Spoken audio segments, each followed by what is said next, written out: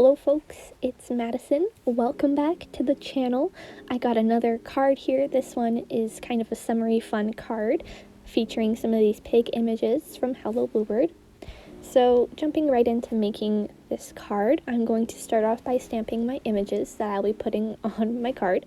So I'm using the Beach Babes stamp set from Hello Bluebird. I'm also using the coordinated dies later on. And I'm just laying out these pigs that I had wanted initially. I had laid out everything kind of off camera and figured out which images I wanted and which ones I didn't. But feel free to use whichever ones you want to use on your card, obviously. So I just picked out my little images here, laid them out on my paper. And then I'm going to stamp them using my little Misty tool here and some Fawn Crunchy Leaf ink. It's this kind of pigment ink that is brown. I usually use a black ink, but I decided to try something a little bit different today, and I really like the look that it gave me. So starting out with coloring my pigs, I'm using my Copic markers after the ink has dried, and I'm going in with R32 and R20. So these are kind of like a really peachy kind of pink, very pale. I didn't want to make them too pink, so that is the main color combo I used for all of my little piggies on my card today. As you can see here, I'm also taking a bit of R12. It is a lighter, very peachy pink, and I'm adding that onto the ears and the nose just to add some color variation with my pigs. However, it is a little dark in my opinion, so if you have a color that is maybe a little lighter than the R12 even, I think that would look really great with your pigs. But of course, to each their own. You can make these guys as pink as you want. You can kind of make them like brown pigs, like kind of like real hogs. I think that would be really cute.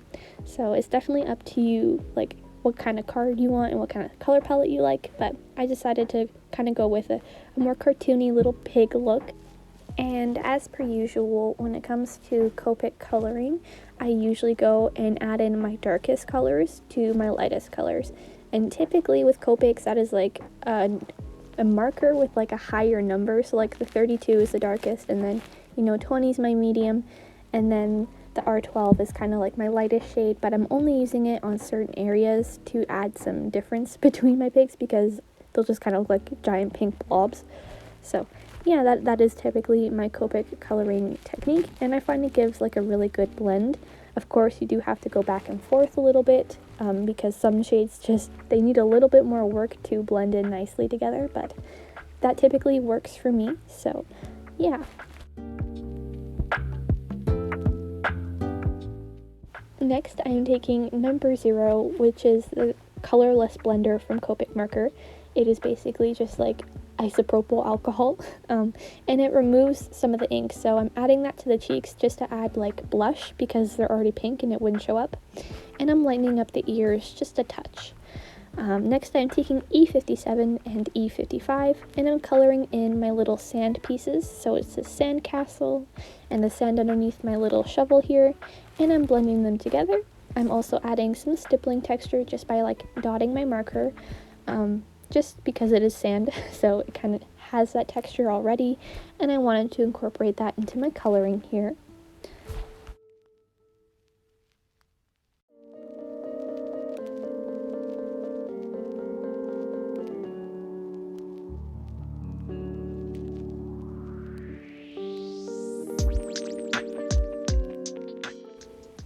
Next, I am taking B02 and B05, and I'm going darkest to lightest again, and I'm just coloring in random portions of my drawings here.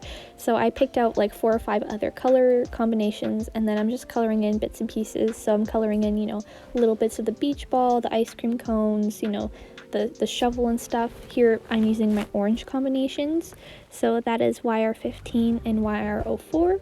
I'm using YG23 and YG03 for my greens here. Back to the blues because I forgot what I was coloring. So I just picked out a whole bunch of different color combinations I personally liked and I thought kind of worked together for a more summery theme. And I'm just coloring in these random, bits and pieces of certain images. So for like the little beach ball and stuff, of course you could kind of make it all one color or like 2 different colors, but I wanted more of like a typical kind of summer theme here with lots of rainbow colors, so that is what I went for. I'm also using VO4 and VO1 for my violets, R29 and R24 for kind of a red color. I didn't want it to clash too much with the pinks, so I do lighten it with like an R20, just going in and just trying to make it a bit more pinkish, just because I didn't want them to kind of conflict on my card too much. And that's about it for the coloring for this card. So I'm just gonna go, I went off screen and I die cut them using the coordinating dies and a die cutting machine. Here I have some Bristol Smooth paper. I believe it's 90 pound. And I have this die from Fawn, which is the Peekaboo backdrop die. It was released a little while ago, but I thought it was kind of fun for this card because I'm getting kind of sick of doing the same kind of scenes. So I taped it down, ran it through my machine, and I'm taking these little rectangle and square pieces and I'm going to put them off to the side and save them for later, as these are going to be like things I, go ahead and stencil and stuff later on. So I had plans for that. I initially thought I was going to use this white frame, but I never did. But of course, I'm just going to go ahead and save that for a future project somewhere. So to start off my ink blending, I'm using one of the rectangle shapes that I had cut out and squeezed lemonade and Tumbled glass distress oxide inks. And I'm just kind of adding them where I would like my horizon to be, or where I'd have my sky portion going on here. So I'm just adding the squeezed lemonade near the bottom of the horizon where the skyline will touch the water, and then I'm blending that up into some of the tumbled glass just to make it look like it is kind of a sky. I didn't want to blend my yellow and my blue too much together in the middle because I don't want to have a green sky because that would look kind of weird in my opinion. So yeah, then I'm going to put those off to the side. I will be using those shades again later. And then I'm bringing in some Broken China and Mermaid Lagoon, and I'm going to use these colors for my little ocean portion of this panel here. So I'm also using the Ocean Wave stencils from Fawn, and I'm just going to lay that over where I want my ocean to be, and I'm going to start blending on top of that stencil just to add this ocean line. So I'm going in with the Broken China, which is kind of this lighter turquoise, and then I'm blending near the bottom some of this Mermaid Lagoon just to add some depth, variation with my colors, and interest.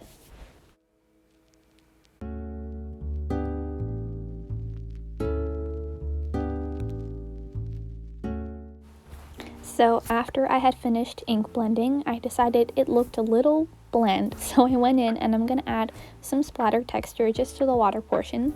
So I relaid my little stencil here, had it lined up, had a clean paintbrush and some clean water, and I splattered that onto my little ocean here. And then I'm going to dab that off with like a clean paper towel, just to remove the excess water and leave this kind of texture over. And I think it just adds some interest that it was just really missing.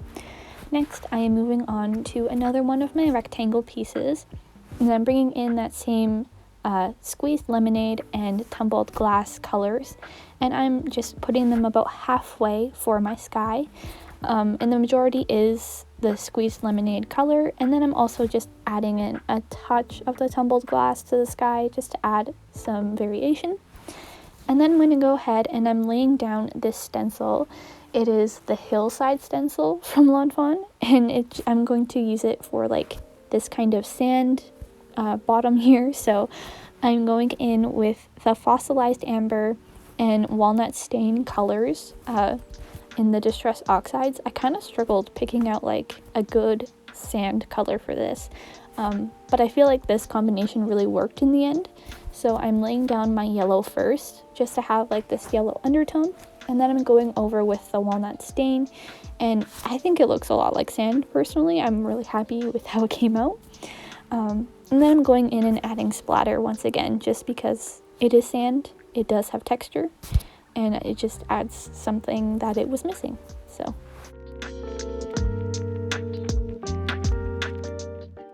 I also forgot to mention, but I'm also going in with the Ganzai Tambi Starry Night watercolor palette, and I'm just using this blue gold shade. I'm activating it with some water, and then I'm splattering that onto just this sand portion as well, just because I love a good splatter texture, and I just felt like it needed some, metallic sparkliness. You can never go wrong with any of that on a card, really. Next, I'm moving on to one of my square pieces here. Once again, you know the drill by now. I'm going in and adding my blending for the sky, and then I will be stenciling off, the ground lower portions. So I had just a tiny bit of like the sky ink blended here in Squeezed Lemonade. I'm then using an ocean wave stencil and some broken china and Mermaid Lagoon just to add this little wave. And then I'm going in with a Hillside stencil, and I'm going to add in some sand here. I did get a little I messed up a little bit. I didn't take down my blues far enough, but I do fix that in the end. And I know this probably isn't like the most accurate scene. Like waves just don't do this unless you're like in a typhoon, but I wanted some waves in the background, so I got a little creative with it. I'm also adding splatter to my pieces here. Just once again, it's very repetitive at this point, but yeah, I feel like it turned out really cool.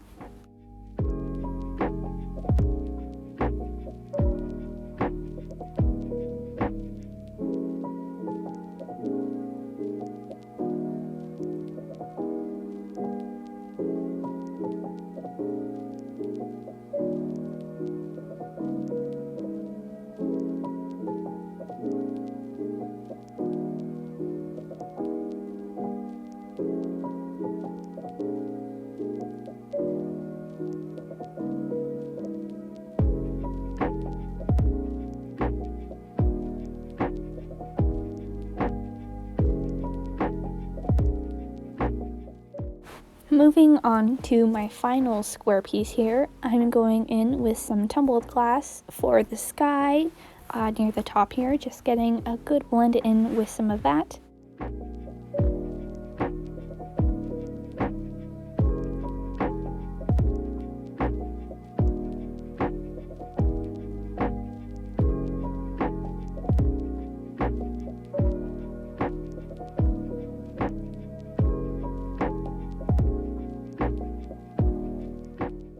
And I am once again bringing in this same Hillside stencil that I've been using, lining it up in a position that I personally like, and then I'm going to go ahead and stencil it using the same shades I have been using before. One thing I would probably recommend if you go ahead and do this yourself is to try to tape down, your pieces and your stencils so they don't shift. But I mean, I was fine just holding it down, but of course I think taping it down will probably be a little bit more of a secure, safe method when you're doing this. So yeah, once I have, I lay down my yellow, I go over it with my brown shade, and then adding water splatter, and then I'm going to go in and use that same sparkly metallic watercolor to add splatter as well. And then I will let all of my pieces, get a good dry, and then I will move on to, the other portions of my card.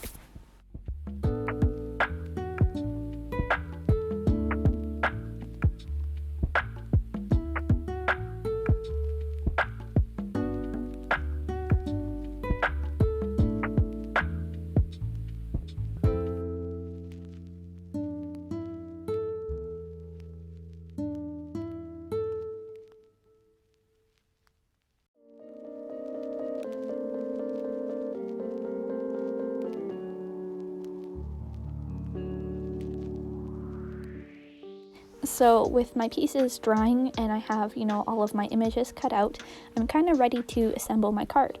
And I had picked out these two pattern papers, and I was debating whether I wanted, my frame to be white or if I wanted it to be a pattern piece, and it was this whole thing. I ended up picking this yellow one from the Really Rainbow paper pack from Fawn. So I'm just taping this die down, and I'm going to run it through my machine. After I had done that, I scored this card base, and I'm going to stamp on it a little bit. So here I am folding it, and I'm going to put that in my MISTI, and I'm just going to stamp out my sentiments on the inside before I start to kind of glue things down, and then it becomes a little bit harder to do that. So this is the Hello Darling stamp set from Simon Says Stamp, I believe, and it's got these really nice big kind of like chunky sentiments that I thought would look really nice on the inside. So this one says like sending sunshine your way. I thought it was like a really nice sentiment for the card because it's kind of summery and sunny, so I thought it was very fitting. So I'm just gonna line that up by eye as best as I can. Of course, feel free to measure it if you feel like you want to, but you know, eyeballing it works just as fine, to be honest. And so once I'm happy with my positioning, I'm going to close my little door, and then I'm going to ink up my stamp using the Paradise Teal color of Archival ink. I picked this one because it was kind of like the perfect dark teal color because I wanted this tone-on-tone kind of action going on. So I'm just going to re-ink that and stamp it a few times until I get a nice impression of my sentiment.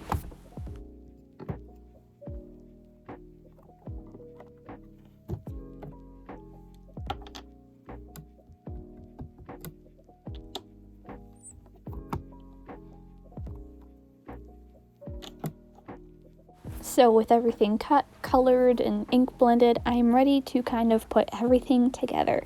So I'm taking my frame I had die cut previously, and I'm going to just apply some liquid glue to the back. I thought liquid glue would be great because, you know, there is like a few seconds before the hold really is strong. So if I don't line it up perfectly, I have a little bit of wiggle room. So I'm going ahead and I'm just flipping it over and lining it up as best as I can onto my card base. And I'm just gonna go ahead and let that dry. I did put my Misty on top of it just so that it would dry nice and flat and not warp too much as it dried. And once my grid frame, I guess, has dried onto my card base, I'm going to go ahead and inlay these little pieces that I had, you know, went ahead and ink blended. So I'm just kind of organizing them in a fashion that I like. And then I'm going to go ahead and use this ATG gun, just some tape adhesive, and I'm going to go ahead and glue those down into their little slots here.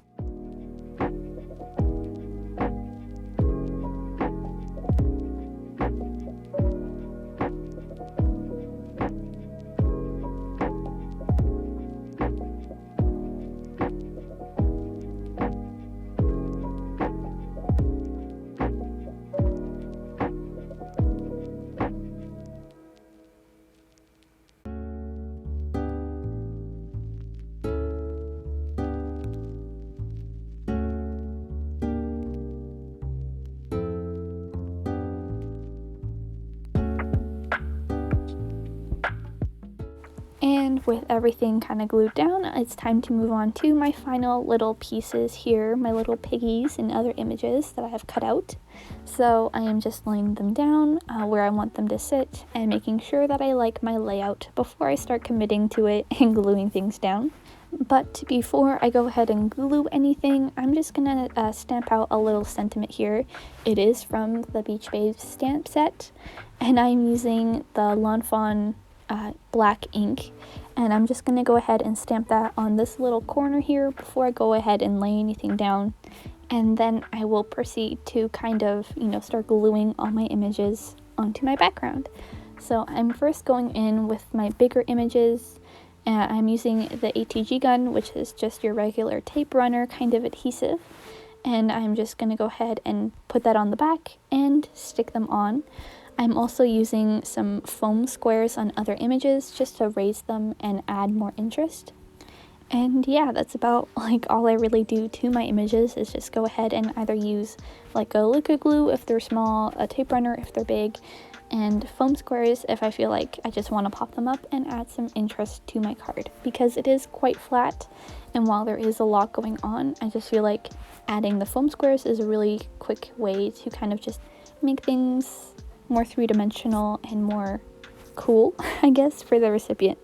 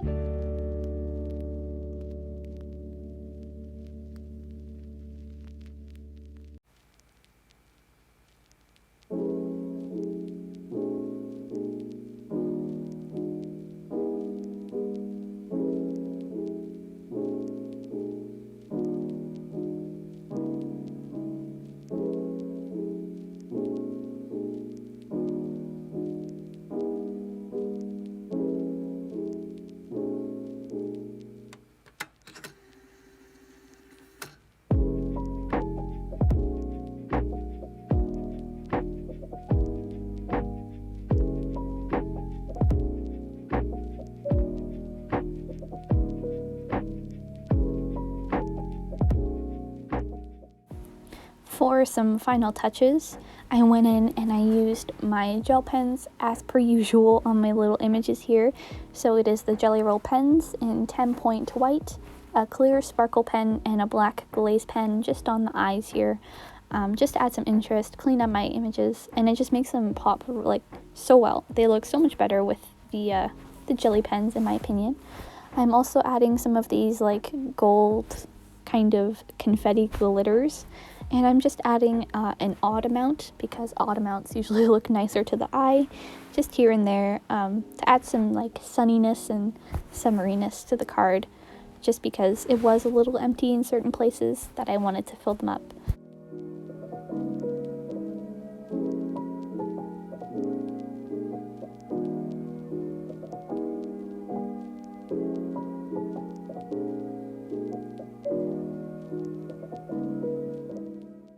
And so that about wraps it up for today's video. So thank you for watching. If you want to support the channel, a great way is to subscribe, like the video, share it with your friends, leave comments. It's all really nice. It warms my heart. In the upcoming videos, I will be doing kind of like a Pride card series. So I'm very excited to celebrate Pride with y'all on my channel here that way. And I have an Instagram linked down below if you guys want to go follow me there and keep in touch that way. But yeah, thank you for watching. Have a great day, and I will see you all in another video.